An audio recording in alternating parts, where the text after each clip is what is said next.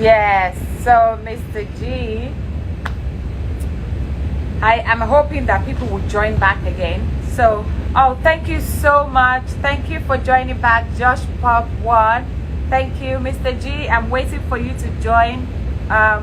Yes. Oh, thank you, sis. Thank you, Grace. Train up a child. Thank you for joining. I know. Yes. I mean, this is a conversation. Thank you, Laulu. Thank you so much for joining back. I just don't want us to end it just like that. You know, it's this is something that concerns all of us, and we want to make sure we address it properly. So thank you, Mr. G. Take get.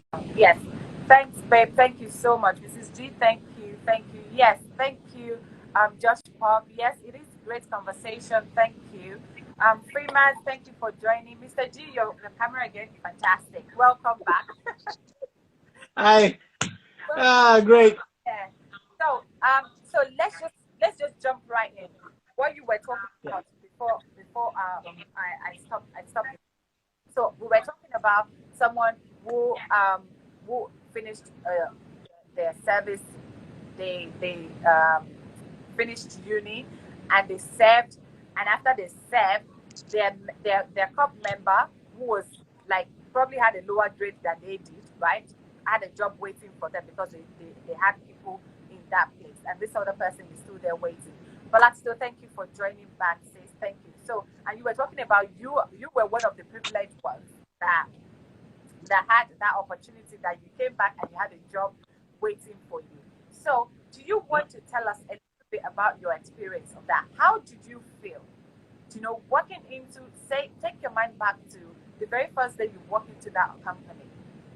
Like, I'm not sure if you had an interview or not, or I anything. Maybe ended up you just I ended up having an interview 3 months after I joined because the role I was hired for was a yeah. role that was set up by my father, because he's a friend and it was a conglomerate. But within time, I lobbied my way into a new role completely, for which I now had an interview for No. with the group CEO. So in the end, I kind of like set my own destiny. But in the beginning, that first 3 months, Yeah. I felt a bit awkward because I'm coming from the UK, where equal opportunity, all the jobs that I did in the UK for 15 years, I was there. I earned it. I went there. I went for the interview. I sent CVs. I grinded and all that to come to a system where, you know, you're in a role because of someone that you know. So Yeah. it was a little different. And I felt it in the sense that even the bosses that were there, they were extra nice to me. And so if you want to earn things by merit and you're used to earning things by merit, it's a different case where, I mean, I'm a member of staff like everybody else, but at the same time, I'm having tea and coffees with the powers that be in the company. But my other peers don't have that privilege just because you're someone's son. That kind of stuff. It's very difficult to know whether you're there for authentic reasons, or you're there, or you feel that the things that you earn, the merits, are on the basis of the work you've done and not because you're someone. But eventually, I wiggled my way out of it, and I also got, you know, So dealt with when I made mistakes. Yeah. it is interesting you say that. You know why? Because people always feel that, or they would say that, oh, yeah, because you're a son of this person or you're a daughter of this person, oh, you got it easy, and yeah, you just came just like that, you got a job, right? But they don't know or get to know that you will have days where you feel so uncomfortable being there, knowing that you have been privileged to an extent to be standing there or be sitting there with them, right? So they don't know that you had that that unease with you, like, oh, so it's because I can relate so with this, because when I was back in Nigeria then, and I said earlier, I said because, oh, I had the accent, and it was always like, oh, because you've got the accent, we push you to the front, you need to want to do this and do that and all of that stuff. And many times what that does is it doesn't even necessarily let you see how good you are at what you do, because you then Yeah. now focus will be more on the fact that, oh, I know the powers that be here. I am Yep. the daughter of this person. Oh, I have an accent Yep. that no one else has. so they're all going to listen to me. So you start to lose your own self.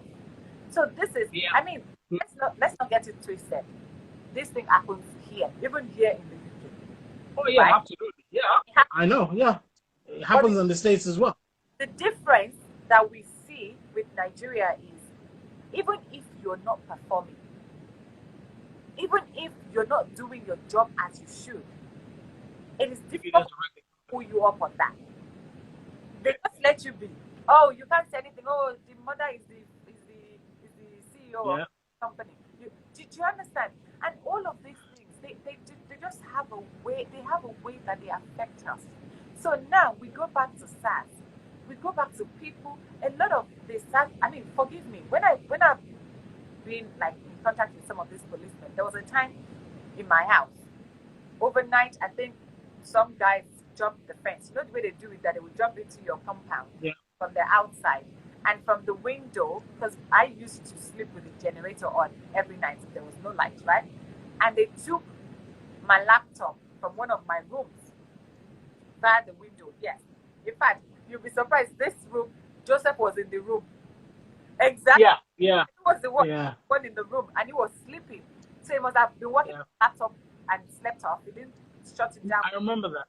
So they took this laptop, and as we woke up and we saw it, we were like, okay, what's going on and everything. My own British mind was thinking, oh, let's go to the police station. Maybe the police will come and just, it must have been someone around here. They should be able to do something. Anyway, we went to the police station, and as we walked in there, the first thing the guy said, I was like, oh, yeah, I think someone came into my compound and stole my laptop from my house and from my flat and everything. And he said to me, he said, you're not from this country, are you? And I was like, what do you mean I'm not from this country? Yeah. I just told you my name is Bola. So what do you mean I'm not from this country? He said, are you Ghanaian? Like, you have an accent. And I was like, oh my God, seriously? Anyways, to cut the long story short, he said to me, he said, oh, madam, before you write your statement, you would have to pay some money. I'm not joking. I paid, I think if I remember very well, I think I paid 15,000 naira. Wow. Write my statement. Remember, it was my laptop that was stolen. Yeah. My laptop was stolen. I went to the police to report it. And they told me to write a statement. There's something wrong about that. So I paid the money, hoping that, oh, something will come out of it, right? Yeah. Money. And then they said to me, oh, we would need to follow you to your house. Oh, madam, did you come with a car? Because we don't have fuel in our car. So you will take us in your car to your house. So I was like, okay, so if I take you to my house, how are you going to come back to the station? He said, oh, no, you have to bring us back. This is real life story. This is true life. This is my own true life story. So I took them in my own car to my house. They came around, looked everywhere. Oh yeah, it might be some, maybe the next compound, maybe this, maybe that. Anyway, we'll go back and investigate. I took them back. And when I was there, I was about to leave there, and someone said to me that one of the guys said, oh madam, if you really want these people to do something, you better give them some money. Because if you don't, they will just leave your case on the side and you won't get anything out of it.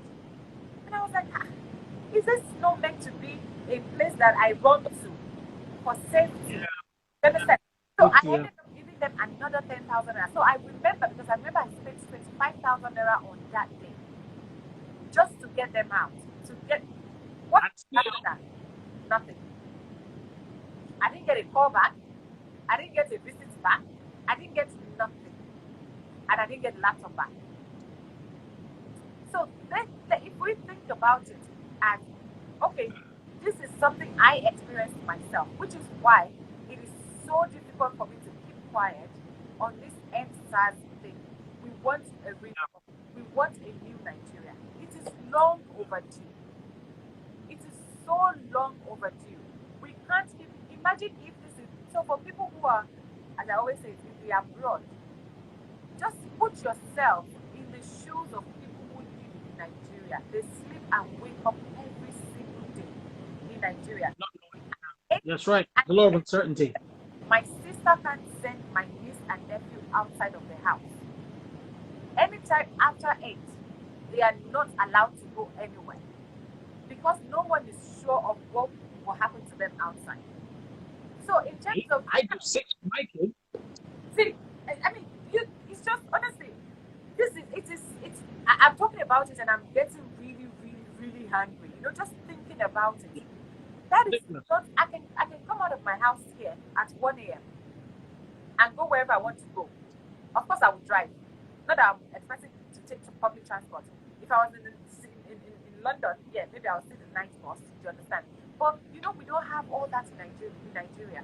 So now, talking about the new Nigeria, what does the new Nigeria look like to you? What does it look like to you, Mr. G? And for our viewers, please drop in the comment section. What does what it looks like? Yeah. What does it look like? What do you want it to look like? You know what? I've lived in the UK for 15 years. I've been to other European countries. I've been to the States. And my new Nigeria looks nothing like any of those places. Why? Because a new Nigeria, for me, has its own unique beauty, has its own uniqueness. There's just something about, I don't know. It's one, in terms of systems and processes, everything works. No discrimination. A new Nigeria where every single tribe, I mean, this protest has shamed everybody before this generation. Why? Because everybody, no matter where you're from, no matter what background, whatever it is, they're working together right now against the government. Nobody, I mean, the government would really love, or people in authority would really love to divide us now on ethnic grounds, but these guys are pulling no punches. They're refusing for that to happen. I mean, just yesterday, there was a beautiful picture. Yesterday was Friday, yes. They were having Jumat, which is the Muslim prayers, and they had it at the toll gate. And while they were having Jumat, guess what happened? The Christians were standing and watching God against any police or military coming so that these guys could have their Jumat service, and vice versa. People are standing guard while others are sleeping at night. This is collaboration on the highest scale that we've never seen before in this country. And this is why a lot of people are now beginning to see light at the end of the tunnel. So a new Nigeria for me would be one where everybody in government is young. Sorry, nobody under 45, probably, right? Those of us that are over 45 will serve the administration with our wisdom, but not that we're going to take office. You understand what I mean? So everybody's playing their part. And everybody older than Nigeria should please go and retire. You know what I mean? 60, right? Go and retire. Because, I mean, the other day I was watching TV and I saw one of the current government officials. This guy was quite an elderly gentleman, and I was listening to him speak, and all I was just thinking was, you know, this guy finds it very difficult to string a sentence because he probably thinks in Yoruba. I don't know. He thinks in Yoruba, but the word comes out in English, but the interpretation just doesn't work. So I was looking at him. Then I now flip to maybe looking like someone that looks like probably one of the least educated of the protesters. And this guy was speaking, and I was like, yeah, I can understand him. I can get with him, right? More than I can get with that other guy. So one, judicial system has to be upgraded. First of all, the legal system. But I think the fundamental thing that really needs to be changed at the moment is the Constitution. They got to rewrite it. And I feel that these young guys, and we should come up with a Constitution that was not borrowed, because our Constitution was borrowed by a hybrid of the British and the American system working together to give us what we have at the moment. I think we need to start with a blank slate, look at our own origins and say, okay, this is why I'm saying our country would look nothing like the Western countries. It would look like Nigeria, which is, our Constitution would have the DNA of our own people. The eccentricities of the average Nigerian, the humor, the fun, the mindset of the average Nigerian would feed into our Constitution. This is how we do things. This is what fairness means to a Nigerian. It might not necessarily fairness according to the way the British or the American would look at it, but this is fairness according to Nigerian standards. This is fairness according to African standard, whatever it is. But the whole thing has to change and has to take the DNA of Nigeria itself. So what it looks like in entirety, I really don't know. But I know that all the systems and processes would work. There will be no more any nepotism, and there Yeah. will be no more discrimination on the grounds of ethnic Yeah. or skin pigmentation, or on the grounds of who your father is or who your mother is. Yeah. All of that, there'll be fair ground for everybody else. Then education will be the next thing that needs to be tackled. I mean, at the moment, I watched something that said 20% of Singapore's budget goes into the education. I feel that we really need that. I mean that is delicious knowledge money. Delicious. I You know, know. I'm a knowledge entrepreneur. I love when people learn. I love when people come together and they're given opportunities to learn. So when I hear 20% of a country's GDP is challenging towards learning, I'm salivating. Yeah. I'm excited at the possibility. So because I mean I saw something sad yesterday or this morning. A young boy was selling what do you call those things? Plantain, plantain chips. No, it wasn't. The ones that are orange. The orange snacks, and they're spongy, right? Anyway, he was selling them, and people went up to him and said how much, and he wanted to offer it to the protesters because he saw them sharing food for free. So he said, I want you guys to give this out as well. And everybody was looking at him and going, well, no, we have to pay for it because he's a poor boy. And I'm sure his mom probably sent him to sell those things and all that. Yeah. And he gave it out and said no, that he wants to give it, that he loves the protest, and he wants, if this protest can continue and get to the point that it would help him to get an education at last, which he has been trying to get. This is a boy that's not more than 7 years old. And he understood what was happening. And he said, if what you guys are doing would end up helping me to get an education, I don't mind. And he was willing to give out his the puff things So for what free. is coconut chips? The coconut. It wasn't coconut chips. What was it called again? God, I can't remember. I can't believe it. I saw the picture. Anyway. Do you know that Yeah. that actually shows you the sad reality of a lot of Nigerians, right? Cheese balls. They were cheese balls. Yes, cheese balls. Yeah. You said earlier, you said that in new Nigeria to you, what you say is that we no longer get ruled by the older people, Yeah. like 70% of this country is under 40. 70%. and I was discussing this with someone this week about the age of people in Nigeria, the youth and all, and I say that in Nigeria, if you look at, I mean, it's only in Nigeria that you look at the Senate, for instance, you look at all the reps and everything, they're like 60-something-year-old, 50-something-year-old and everything. Maybe if you're under 40 and you hold any office, maybe you're just a councillor for one area. Yeah. Do you understand? Where you actually don't have any mouth or anything. And it is in Nigeria that you feel, becoming a senate or a senator, right, is gateway to heaven, where you have allowances. If you mentioned it earlier, Mr. G, where they posted it online. It's online everywhere, where you see that pay the police officers, they pay the senators. So you see people who just go into a room and sit down to discuss, and majority of the time, most of them are sleeping off. Yep. They are yep. is talking. Then they go on break. And they're all there, they're like this. They are sleeping. And they pay millions of naira for that. I'm in the boardroom with my previous company. I can't sleep off. I'm in the boardroom because if I sleep off, I may lose my job. Exactly. And most of the time, the place is not even 1/4 full. And you know where these guys are. The way they sit down. So you sit them, they're so slouched like this. Yep. They're in the house. They're talking about issues that affect people's lives. And people don't even see it. And I saw something earlier today that I thought was so powerful. And it says that the ballot papers gets to everywhere, even the villages. They get ballot papers, but what don't get them? Development. Yeah. So, time to vote. They will take boats, bicycle, cars, flights, everything that they can take to transport themselves to all of those villages that are nowhere to make sure that they vote.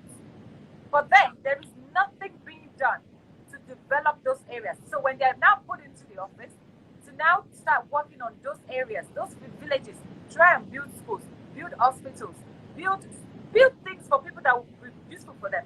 They say that we don't have the budget for that, or the budget is too low, and it's and that. So there is so much going on in Nigeria, and I just hope, I pray that we will all open our mouth, we will all get on this and contribute to it. Let us see how far this will go. Do you know, someone said, maybe what they're expecting is after a few days or a few weeks, people will get tired and go back home. No, that's normally what has been happening in Nigeria. They just feel that they can wait these guys out. They sit down, they do nothing, occupy Nigeria. How many? It's lasted a week. Everybody went back to business as usual. So they're feeling that but these guys are on a different tip because they've gone beyond End SARS now, and they are saying end so many different things. End large salaries of senators, and poor education, and poor health care, and all these things. And they're saying that, look, if we as a group can organize and do all this in a small scale in this protest, in that protest, they have fed everybody. Nobody has gone hungry. In that protest, they've actually provided health care. There's an ambulance there. In that protest, they provided a security outfit to watch out for people. They're there.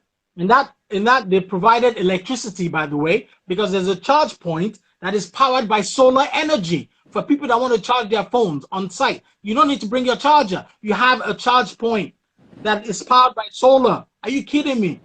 They didn't want people to do the protest today, so they put a screen so that people can watch television. That place might as well become the protesters' home. Exactly. It's completely, and if they can do this on a small scale, imagine if you give these guys power. You know, I mean, you give these guys the government, what they can do in the next one. Look, they'll figure it out. They have the heart to rule. They'll figure it out. They have the heart to rule. They'll figure it out. The guys that are there, they've been ruling for a long time, but they don't have the heart to rule. Having the heart to rule is having a little bit of compassion for the average Nigerian out there, for their plight.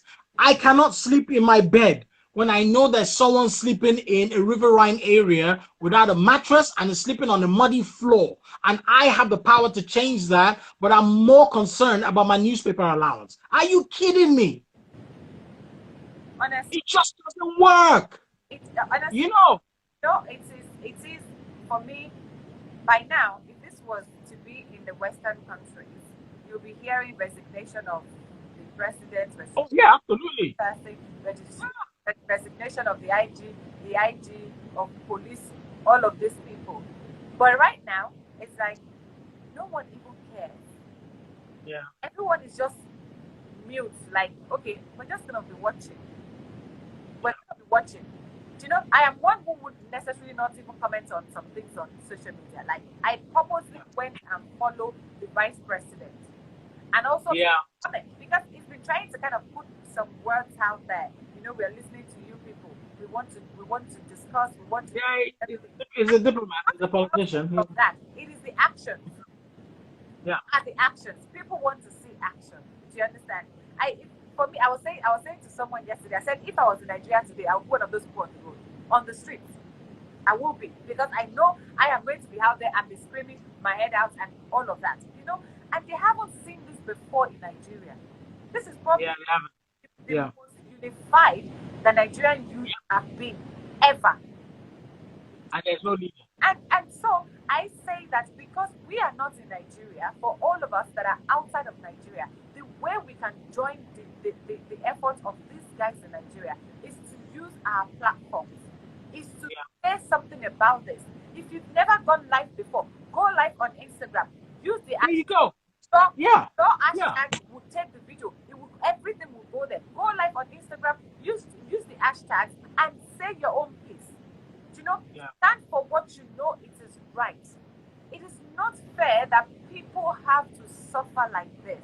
I mean, how do you graduate for years and you don't get a job? How do you go to school? You go to, even if Universities. People don't have enough. I mean, you go into universities here, you have computers to do anything that you want to do. In Nigeria, if you don't have your own computer, you're on your own. Yeah. Do you understand? I mean, in schools here, from primary school, they're giving laptops to children to work from and everything. An average Nigerian would not own a laptop until they're like 20-something-year-old. Yep. Do you know? Unless they have rich parents that can buy for them. Do you understand? Yeah. And it's yeah. so sad. So sad. So we're talking about the new Nigeria, what it would look like. And I like the way you put it. It is the new Nigeria for me, if you ask me. It is the Nigeria being ruled, being led by the youth. Yeah, by the majority. By the majority, not the because they're the ones that know what we need. The ones that know what is going on. Do you know, right now, everyone is there. I mean, the president, all due respect to him, I'm sure this is not a one-man job. It is not a one-man job, right? It is just looking at how do we reform everything. Police force, the hospital, the education system, you know, the social care system. How do we, there are so many children living on the streets in Nigeria. There's things that we take for granted.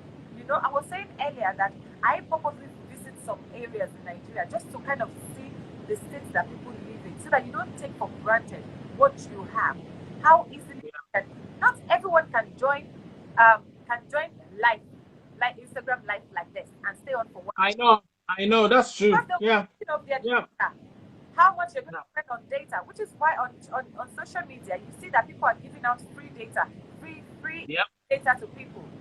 So that's right. If you don't have data, you're not going to join the movement. We're going to give you, say, this is free data. Get it loaded. Go on the internet. Do you know, Nigerians we have been deprived of so many things. It has become normal not to have light. It has become normal not to have water. So if you don't have money to put all of these things in place, you're on your own. You're just going to be living like a pauper. It is sad. So for people in diaspora, right, Mr. G, what would you say? How do we contribute into the new Nigeria? Because I am very, very, very aware of skills shortage in Nigeria. And not because we don't have the skills there. It is because there are no amenities, no facilities for people to train, to enhance those skills. So what do you say? Because it's fair enough for people to say, well, I'll just leave Nigeria, move to my other country, or do this and all of that. And all of these countries are getting the best of us. Yes, they're getting the best of us. And now we're leaving Nigeria with low-skilled people, with nothing, and we still say that. And guess what? The truth is, wherever you go, whether you hold a British passport, an American passport, any European country passport, Singapore, whatever it is that you hold passport, they will still ask you, what is your origin? When you say that I'm a British, they will say, are you from Congo? As they say in South Africa, you're still black. Exactly. That's just way. And your roots are back in Africa, man. And your roots. And the food will give you 100% chance. So you abroad. You can't get away from that. You will always have that link back to it. It's one of those interesting things that God set up for all of us. No matter where we run, home still calls. That's just weird. Yeah. So home is home. What do you say? What do you think that we can contribute into the new Nigeria? Because I want people to start thinking. So one thing I should say here very quickly is that even as a person, as one person, don't think that your voice is too low and cannot be heard. You have a certain influence. Yeah. Absolutely. Don't think so. Don't think that because you're one. Right. Correct. That you cannot do anything. You cannot make a change. You can. Just keep doing what you're doing. So as a person, personally for me, I am looking for ways to add to the new Nigeria we want to see. So you, as Mr. G, you live in Nigeria, you have said it, what the new Nigeria would look like. For people in the abroad, right, what would you say that we need to do to contribute? One thing I always encourage all people in diaspora to do, and I find that a lot of my friends actually do that. You got to have one leg in, one leg out. Because one leg out because you're living there and you're creating an economic system for yourself and your family there. But you got to also, because plugging into this country, not easy, right? So if you have an opportunity to be able to lay hold of something, albeit an investment, albeit an initiative that you're plugging into, and your voice is being part of it, and once in a while you come home, and you're not just coming home for holiday reason, but you're also coming home for some economic or social contribution that you're making to this environment, at least your voice is being heard, and you're put down as one of those people that are driving a movement, driving an initiative. So yes, albeit being maybe part of a business, being part of an investment here, or being part of something that helps in the development of one aspect of this economy, of this sector, I would say be a part of it. It's not just sending money home to buy a house for yourself. No. It's also getting involved with any initiative that you're driven by passion to be a part of. I came back from the United Kingdom to Nigeria because I was very interested in the mind development of Nigerians. Anyhow I can do it. And I've been pursuing that for the last 15 years that I've been back. And I found my niche in money management. That's my core. I've been doing training and development of young people for a very, very long time. I mentor quite a few Nigerians today. I've done free programs in universities just to try and encourage our students that, look, there's more to what you guys think this country can actually provide for you. Yeah. But I find myself in the position that money management is a big one. And I thought, look, this is a country where money is very scarce for a lot of people. How do we help people to build wealth capacity, even with the restrictions that we currently have here in Nigeria? That's one of the things I'm trying to figure out. And I'm helping people to also figure out. I've kind of like figured it out myself, but I'm still on the road to that path. But it takes a lot of discipline. It takes a lot of skill. It takes a lot of knowledge. And I'm doing that for people. So that's what I do with my company, basically. So for that, startups and things like that. But for people in the diaspora, you're coming back, you can do something like that. You don't have to be on ground. My sister lives in Germany, and she runs a music company in Nigeria, teaching people how to learn music.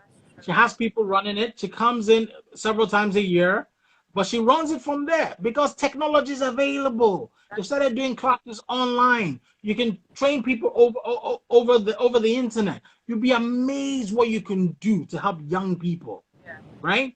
So it's not impossible, and she's not in Nigeria, and she's getting it done. So there are many things you can actually do with technology that exists today that does not require you to be here, but still allows you the privilege of being plugged in to the Nigerian social economics environment. So yeah, it's not impossible. You just have to, the thing about it is that you just have to want to. And that's the thing, you just have to want to. That is so true. You just have to want to. Thank you. There's always a way. Yeah. You know the thing is, you said it there. You said have one leg in and one leg out. So don't be because you have all legs in. Don't be completely out there or completely in. Because if you help yourself, if you're in a place of help yourself, that's when you can help others, right? So yeah. So key. So and you have said something that even I started looking into about 6 months ago, I believe, and it's just. I'll touch on that later, and it's more on collaboration. People in Nigeria. Yeah. Sometimes bingo. What happens to people in the diaspora is the fact that I don't have anyone I can trust in Nigeria. There are people who are not trustworthy. You can't do anything with them. People are too hungry and all of that. But that is just it is true. It happens, but not everyone. Not everyone is like that. So I want us to take a couple of questions. So there's a question here from Grace, and she said, if you never did NYSC, how can you go back to Nigeria and influence things without being a private entity? So okay. Well, the thing about it, it's a bit difficult because you're speaking to someone. I've been here for 15 years and I don't have NYSC. I don't. That's an encouragement for me. I don't because I came back very late, in my late 30s.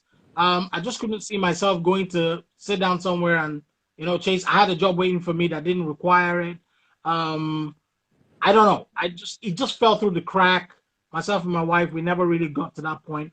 Now, it just means that I can't hold political office, but I never intended to in the first place. But there's nothing stopping you from being a technocrat or from working in the private sector or from lending your voice to NGOs or from lending your voice to initiatives that government are doing, but as a specialist, technocrat. You are not serving in politics. You're required to have it to serve in politics. Now, if you do want to serve in politics, follow the necessary procedures to get an exemption, or to actually, there are ways you can do it legally, according to, because apparently I heard that if you're over 40, you cannot even do it anymore. Nobody's going to allow you to do it in this country. So it means you just get your exemption certificate to say that you're over 40 or whatever it is. There are a lot of mixed signals. Again, Nigeria is not 100% clear about this. They're saying that if you graduate before, you still have to do it at some point. But I don't think in their old age, in their 40s and 50s, will go and sit down in some place, scratching over some pit toilet to start doing NYC. It's just a waste because they have to pay you to do it. Yeah. And I think in terms of the resources, it's mind-boggling. It doesn't make sense. Yeah. So I think ways in which you can actually, you're not working around it. You're not doing anything illegal because, trust me, New Nigeria, we're not talking illegal. You follow the system. What does the system say? The system makes you do it in a way that does not, you then go ahead and do it. That's if you want to go into politics. But without that, I've been here. And nobody's calling on me to have anything. And when I stand up to speak in forums, or when I stand up to speak amongst important places, nobody asks me for this certificate. They ask me, what is your experience? How can we make things better? Yeah. And I lend my voice, and it happened. Bingo. Yeah. Right? Yeah. Do you know? So, I wouldn't really bother yourself too much about that. You're right. So, Mrs. G says, I feel everyone who studied abroad should be given automatic exemption from NYSC and work in any sector. Please tell them. Do you know what? I actually remember when I came to Nigeria then, I went to this company and I went to meet the director and everything. Of course, all of this thing is still about, someone knew this person, that person, okay, go and see this person. And then the guy said to me, oh, have you served? And I was like, served? No. And he said, oh, that's a shame because we can't employ anyone that's not served in this company. And I just said, I was very, very, very straight with my response to this guy. I just said to him, I said, with all due respect, sir, do you know the kind of skills you're losing by having that mentality? Yeah. So when I serve, what do I gain from serving? It's not like I'm going to serve. Do you understand? I'm going to serve. I've trained as a risk manager, and I'm going to serve in a company as a risk manager. And that's you're going to serve as a teacher. So I'm going to go and serve as a teacher when I have absolutely nothing to do with education. Yeah. So how does that help me, and then in return help the country? So you can see how your life. And it is because, and I remember there was a time there was so much noise about, they're going to cancel the old NYSC thing and everything and all of that. And but because for every single thing that does not work well in Nigeria, some people are getting rich every day for that from that scheme. It's all about personal gain. It's all about personal gain. So, every single one of these things are done to help a bunch of people make money, right?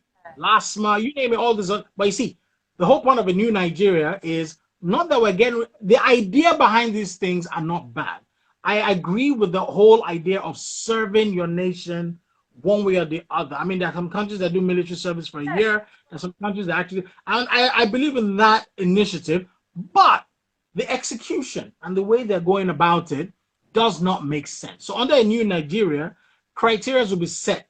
And not that we're going to do away with it completely, but I'm saying that it's all going to be revamped, and we're going to be doing it within the decency of what the objective is originally for, which is to allow Nigerians to serve their nations, and but there's going to be an age limit because it doesn't just make sense. You're going to put a 70-year-old person in NYSC camp because if the person wants to get a particular job or responsibility. And the funny thing about it is that a lot of them haven't done it.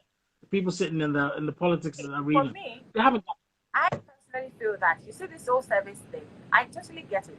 You give back to your country, right? You serve your country. So let's say, if you're even saying, if you study education, for instance, so, and this is not throwing any shades at teachers or anything, but if you study education, and as we know, education in the public sector is paid for by the government, right? So the government will pay the teachers and the principals, all of them.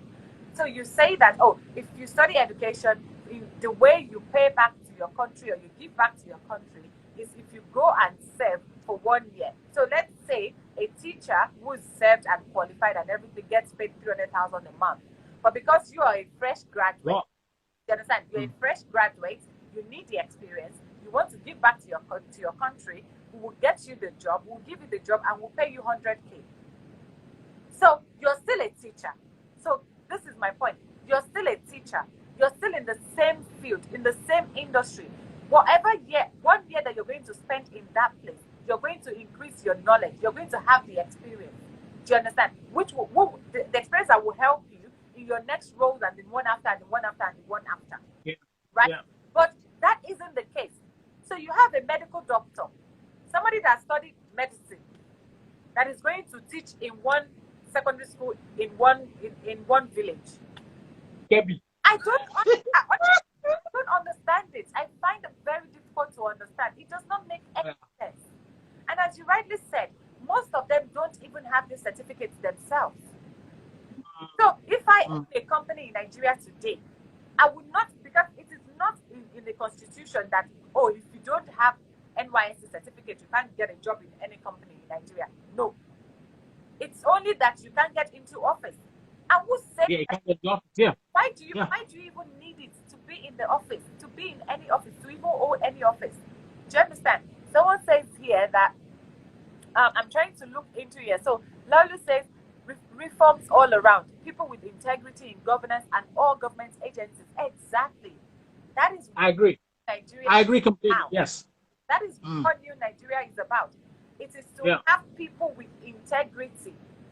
People with. I mean, all the parastatals we have at the moment are just money making machines. Oh yes. They're there to make money. I mean, you just to get driver's license, you go in there, they give you a form, 1,000 naira. You do something else, 2,000 naira. By the time you finish, you've actually spent an amalgamation of about 10 to 12,000 naira. This is apart from the license fee. Someone is just paid to do like this, lick stamp, and I sit down, I look at these guys, and I'm like, are you kidding me?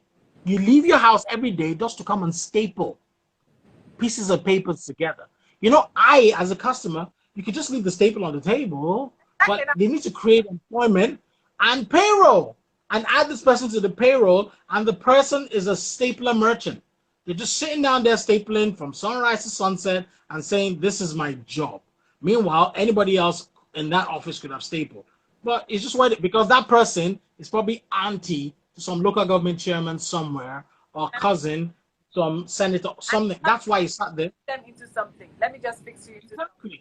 That's what it is. Yeah, something. And I think Nigerians need to wake up to this as well. You know, you don't just accept something because that is what is available to you. Yeah, because exactly. That person who's just there every day of their life to staple paper, the day that office shuts down, that's the end of their livelihood. Of course, of course. Do you understand? It would be so sad if that person happens to be someone who is in their like 30s or 40s, and by the time the office shuts down, they're in their 50s that they can't have no skill anywhere else. Yeah, they have no skill. So what have you done all your life? I've stapled papers on my life. Exactly. That's what I did. What does that make sense? You know, yes, great, massive encouragement. You know that Sharif, you have been there, you've been working for 15 years without NYSC, you've encouraged some of us. So it means that we can get it done. We can do it as well. You know? Oh, yeah. Absolutely. She said she's learned a new word, technocrats. Yes. So you don't have to be in the office. So it means for real. Like, understand, he said, I've learned a new word. You know, that's so funny.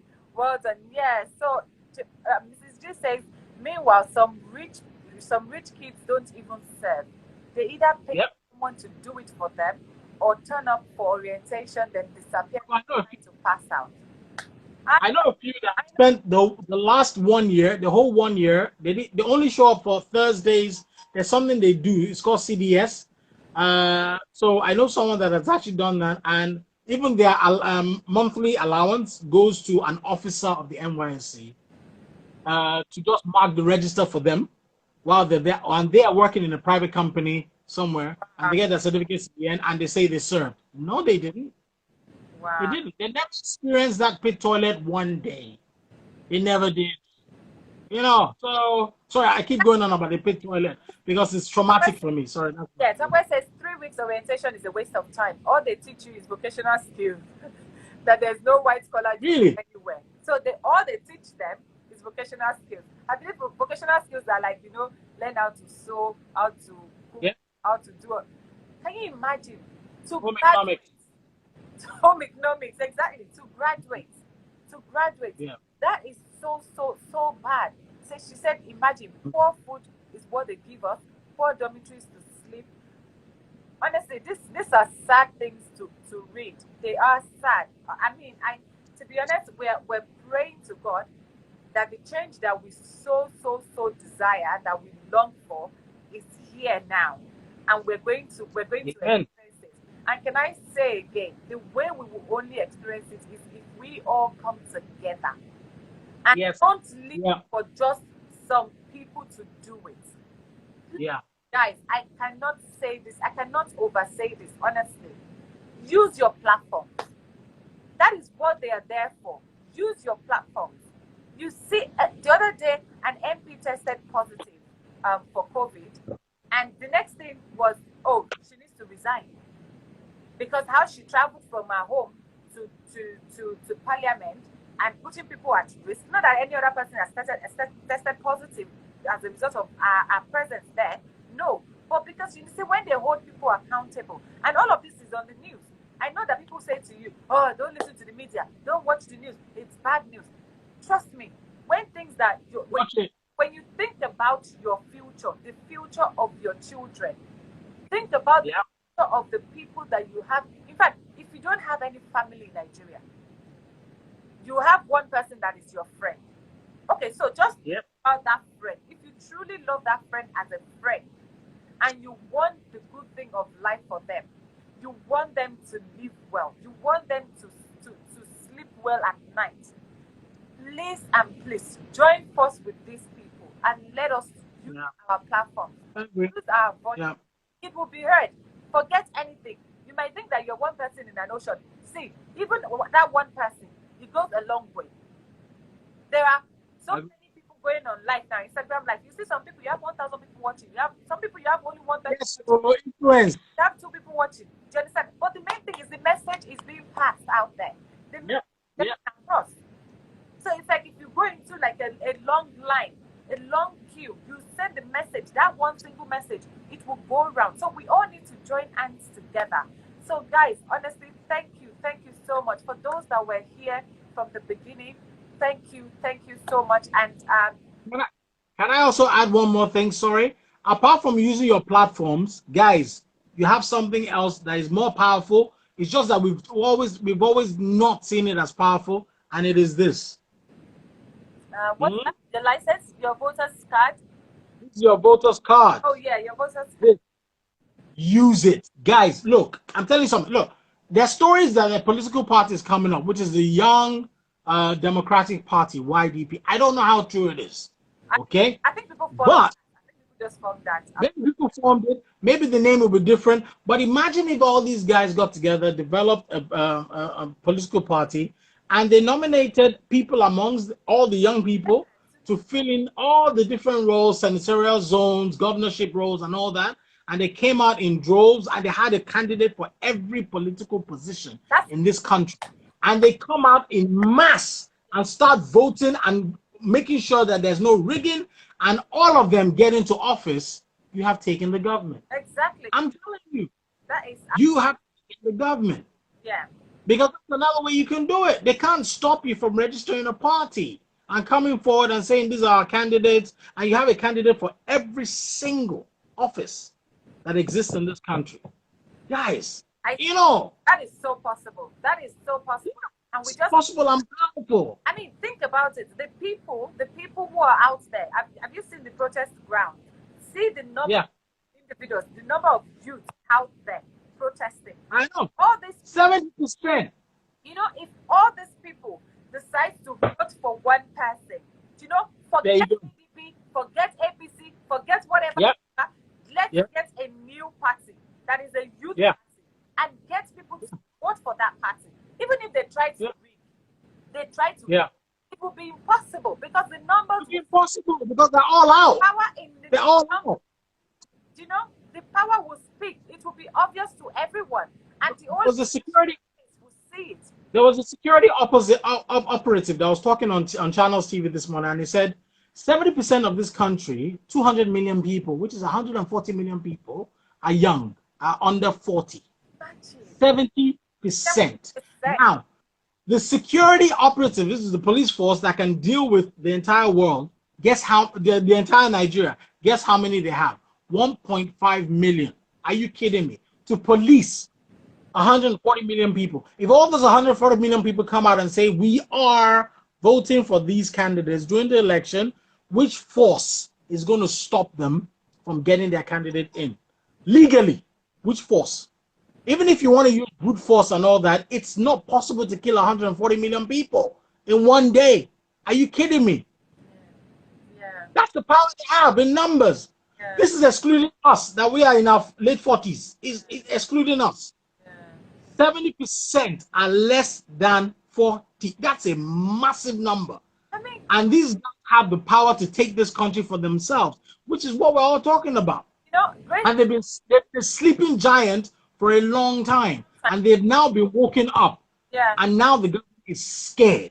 They've woken up a sleeping giant. These guys are massive. And I really want the government to go to these guys. And I'm willing to give as much support and mentorship to them as much as possible. Seriously. But I'm willing for the government. I don't even want a generation to rule. Let them rule. I like that. I like that. You see, Grace says that, are we saying the youth are ready to lead a government? Trust me, they are more than ready. Yes, they are.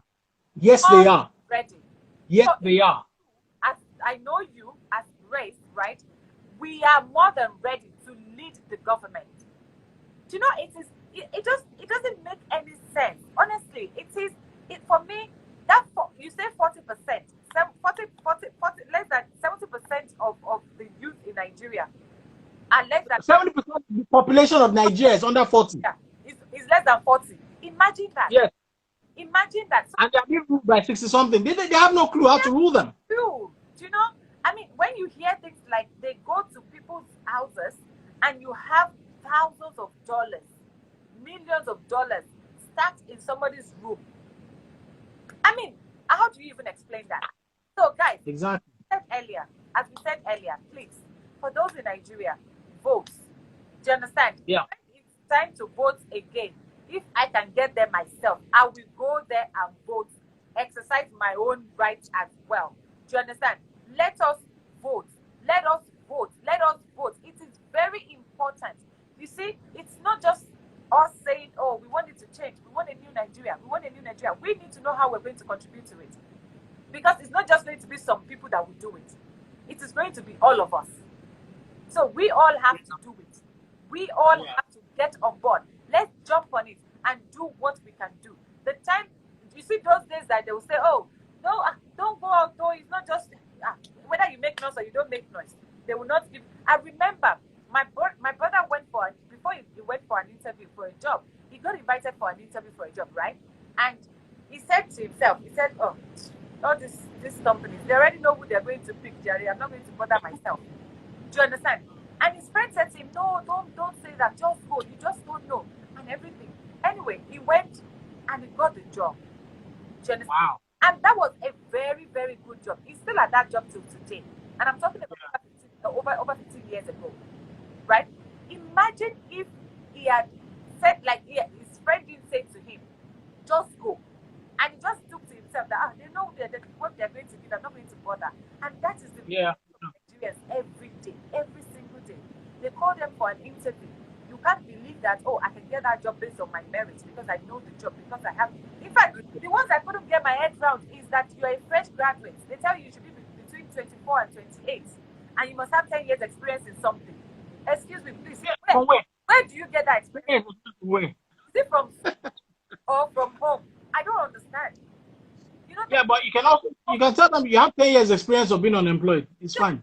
Did you understand? It's like amazing. Hypocrisy, a lot of hypocrisy going on. Yeah, people, please, I don't know. You have to just do your own bit. Do your own bit. If all you can do in this season is to raise your voice. Help the people. If you can't go out to protest, send money to them to buy food for people that are protesting. Educate your friends. Get them in. Money to your friends to help give to people who are protesting. Give to homeless orphanage homes. You know, give out. Do your own bit. It is for all of us to do. It is not for any other person to do it. People who are doing it for all of us to enjoy it. So if we want to enjoy that Nigeria, that new Nigeria, we all need to take responsibility. That is the way leaders will listen to us. They will know that we're not sleeping any longer. We are not sleeping, we are awake and we want to do stuff. We want to, the office is not, some things that they're saying, for crying out loud, you have a whole senator come out and start talking about something, you can't make sense of what they're saying. And you're thinking, and they're paying you millions of naira to lead us, and you are leading us. You got the heart to work. Yeah. You can't even articulate something, one single sentence that you're trying to say. You can't address it properly. You know, so if you're tired, as I am tired, by being rude, by people who are not worth anything at all, because they had the opportunity and they just don't have the heart for people. They don't have the heart. Yeah. They build mansions for themselves, but the roads they ply to get into their mansions are completely out of place. Yeah. Did you understand? Even some of their graveyards are better than some of the houses that people live in. Exactly. Do you know? Place they bury them. So it's just not on. It is not on. It is time for us to take that country back and let us join our own hands. Don't say you are in the abroad. Please, I'm begging you. You're in the abroad. Because they're gonna need Nigeria one day. You're going to need help to develop it. They're gonna need Nigeria one day. Just urge it now. 70% of the whole population are under 40. There is a market in Nigeria. Why do you think all these international companies are investing in Nigeria? Young market, consumer. Why do you consumer think they're investing in Nigeria? Look for people you can collaborate with. Look for people. Thank God for social media. Everybody is on social media nowadays. So you know who is real, who is not real. By following, by what they post, by all of those things. No. Yeah. So people are very careful. If they come into any collaboration with you now, if they don't deliver, they know you can call them out on social media. So people are more accountable now. So let us not live in the lies of the past. Although those lies were truth of the past, but now they've become lies now because they're not the lies of the present, and they're not going to be the truth of the future either. So collaborate with people. Let's not just sit down here and think that there is nothing we can do. There is so much we can do. So if you want to reach out, if you want us to do anything together, please reach out to me. I have contacts in Nigeria. Mr. G is one of them. That is why he's on this conversation tonight. Do you know? So these are people I've known for years, for donkey years. So if you want to do anything, collaborate. There is a market in Nigeria. Let's support our own, please. Please. Yeah. Let's support our own, please. Let us. Guys, thank you all so very much. My countdown is on. I said this was going to be 30 minutes again, but it's been 2 hours. Oh my God, Mr. G, thank you Sweet so very much. It's very nice. Guys, very nice, G. Thank you for joining. As I said, use your platforms, use your voices, let people know that you're supporting this movement. You have the heart for people. And as we pray, I believe we are all praying people. Let us not just pray alone. Let us put our actions. Let our actions also go out there. Let us say it.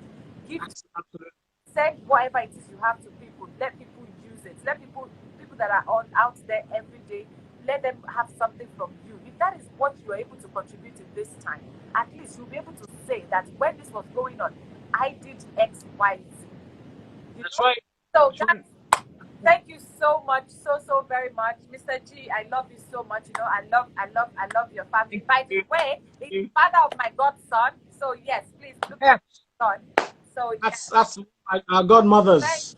Thank you so much, guys. It is 2 hours. Yes, I know it's 2 hours. When you're having fun, you don't want to leave. But we have to go. Thank you, man. God bless you. Thank you, everyone. Guys, have a great weekend. See you soon. Thank you. If you're not following Conversations at BBJ, please follow. Please I tell you to follow. Bye, everyone. Thank you. Bye bye. Guys.